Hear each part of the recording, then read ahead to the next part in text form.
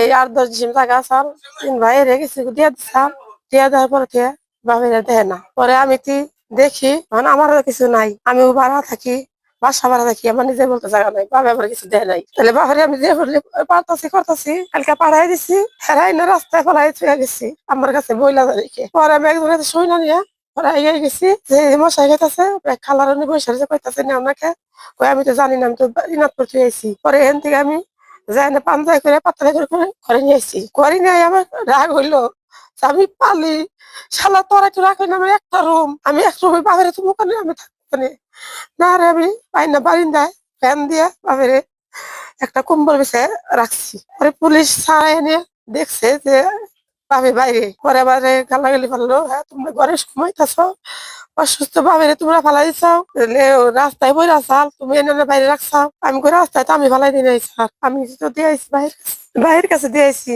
ভাইয়ের না দিলে বোনের তার মেয়ের জমাইতে পাঠাইছি, হেনা ফালাইতে গেছে আমি স্যার জানি না। পরে আমি একজনের শুই না যাবার নিয়ে আইসি, কিছুই নেই আমার কাজকর্ম করে খান লাগে, বাড়িঘর নাই, ভাড়া থাকি আমি। রুম আমার একটা, স্যারেরা বললো, পুলিশ স্যারে বললো যে তুমি আরেকটা রুম নাও, ওর ভাড়া আমি দিব, হ্যাঁ খাওয়া পিন্দা সব আমি দেবো, তুমি দেখবা। পরে রেখে দিছি, দেয় না। আগে তো দেখছে দিচ্ছে, অনেক কিছুই দেয় না, এরা কামড়াই বাঁচি না।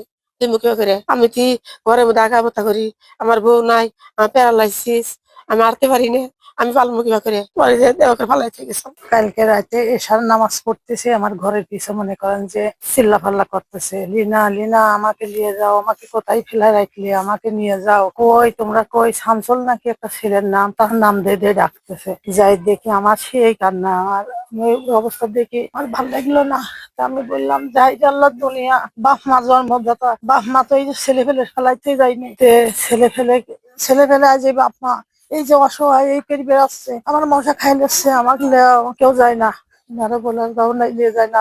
তার ছেলে মেয়ে যাই হোক পেটে তথি ছিল, সবারই বিচার হওয়ার দরকার, কোনো বাপ মা যেন এমন রাস্তায় না রেখে যায়। গতকালকে রাত্রে একজন বৃদ্ধকে ফেলে রাখা হয়েছে, তো যে কারণে যে বাচ্চারা ফেলে রাখছে তাদের মানে তদন্ত হয়ে সঠিক বিচার হোক, এটাই আমরা মানে আশা করি। ওনার সহায় সম্বল কিছুই নাই, ছেলেও একজন মারা গেছে, আরেকজন সেও প্রতিবন্ধী, তার লালন পালন করার মতো কেউ নেই। আমরা গ্রামবাসীরা যতটুকু পাচ্ছি তারা আমরা সহযোগিতা করছি, তারপরও কে বা কাহারা কিভাবে এই ব্রিজের ডালে কে ফালিয়ে গেল আমরা ততটুকু জানি না। কিন্তু আমরা ধন্যবাদ জানাই আমাদের মাননীয় মন্ত্রী মহোদয়, উনি তার সুনজরে পড়ার কারণে ওনার যে তাৎক্ষণিক জেলা প্রশাসক, এসপি মহোদয়, ওসি মহোদয়, আইন শৃঙ্খলা বাহিনীর যারা তারা তাৎক্ষণিক ভাবে তার জন্য যে পদক্ষেপ নিয়েছে, আমরা রাত্রি 2টা পর্যন্ত তাদের সাথে কথাবার্তা বলে তাদের একটা সুব্যবস্থা করছি। কিন্তু আমার কথা একটাই, জায়গা সম্পত্তি থাকবে, বাবা তো বাবাই, আমরা জানো জায়গা জমি থাকবার না থাক, আমরা জানি কারোর বাবারে এইভাবে অবহেলিত ভাবে রাস্তায় ফেলে না যাই, আমরা জানি অন্তত পক্ষে মৃত্যুর আগ মুহূর্ত পর্যন্ত তার পাশে থেকে অন্তত তার সৎকার আমরা করতে পারি। সেটা একটা অমানবিক ঘটনা,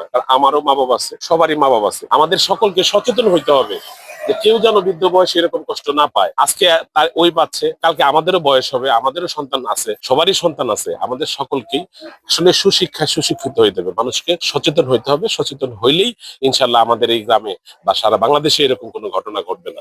আমাদের পক্ষ থেকে আপনার জন্য আমরা কিছু অর্থ সহায়তা নিয়ে আসছি আর কিছু খাদ্য সামগ্রী নিয়ে আসছি, ঠিক আছে? ওনার মাধ্যমে আপনার খোঁজ খবর আমরা নিব, ঠিক আছে? দোয়া করবেন। আপনার কাছে পাঠিয়েছেন হচ্ছে আপনার এলাকার সংসদ সদস্য জনাব সুলতান সালাউদ্দিন টুকু স্যার, আপনার জন্য নিয়ে আসছি। হ্যাঁ, আপনি এটা দিয়ে আপনার চিকিৎসা করাবেন, আপনি এটা খরচ করবেন।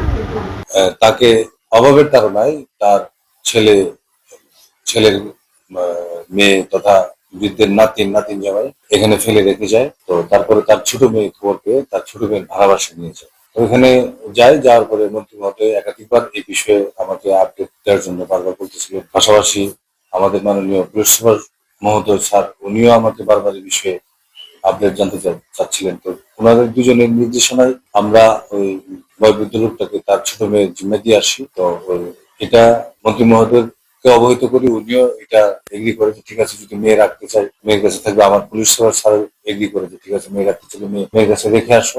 আর পাশাপাশি মন্ত্রী মহোদয় এটাও আশ্বস্ত করছে মেয়ের সাথে কথা বলে বয়োবৃদ্ধ যে ওনার বয়স্ক ভাতা সহ যাবতীয় দায়িত্ব মন্ত্রী মহোদয় নিবে।